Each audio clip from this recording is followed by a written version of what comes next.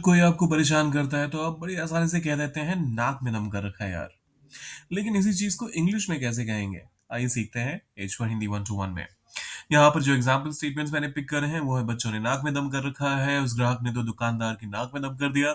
हर बात पर टोका टाकी करके वो मेरी नाक में दम कर रहा है। एग्जाम्पल देखने से पहले इसका इंग्लिश वर्ड क्या होता है इसके लिए वो देख लेते हैं। Pasteur.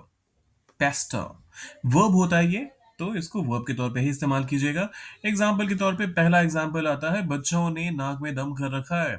The kids have been pestering me all day. या फिर द किड्स आर पेस्टरिंग। अब अगर आप यहाँ पर चुप हो जाते हैं द किड्स आर पेस्टरिंग, तो फिर वो किसके नाक में दम कर रखा है वो समझ नहीं आता।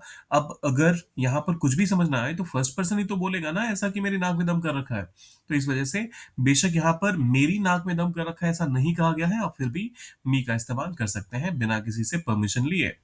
The kids have been pestering me all day. The kids have been pestering me all day, पूरे दिन नाक में दम कर रखा है। या फिर the kids have been pestering me, यहाँ पर भी आप रुक सकते हैं।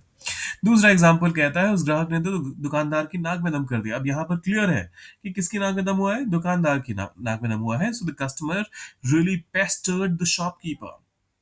The customer really पेस्टर्ड the shopkeeper. तीसरा एग्जाम्पल कहता है हर बात पर टोका टाकी करके वो मेरी नाक में दम कर रहा है। He keeps pestering me with constant interruptions.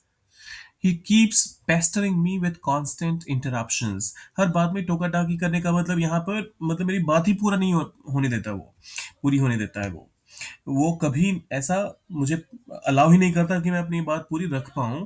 तो इंटरप्ट कर देता है हर बात में। आप यहाँ पर अगर कोई मान लीजिए इंटरप्ट करने वाला सेंस ना दे रहा हो, बेशक आपको कुछ यूं कह रहा हो कि आप जो भी करना चाहते हो उसमें रोक टोक कर रहा है, टोका टाकी ना करके रोक टोक कर रहा है, तो इंटरफेरेंस भी आप कह सकते हैं। So he keeps pestering me with constant interference, वो भी आप कह सकते हैं। यहाँ पर मैंने इंटरप्शंस का इस्तेमाल किया है। चौथा एग्जाम्पल, उसने पूरे मोहल्ले की नाक में दम कर दिया। अब इसका एग्जाम्पल आप ट्रांसलेट कीजिए, डालिए कमेंट सेक्शन में, और जाने से पहले क्या करना है, सब्सक्राइब लाइक शेयर, आपको भी पता है ये आपके लिए फ्री है, मेरे लिए बहुत बड़ा इंकरेजमेंट करके जाइएगा। मिलते हैं जल्दी।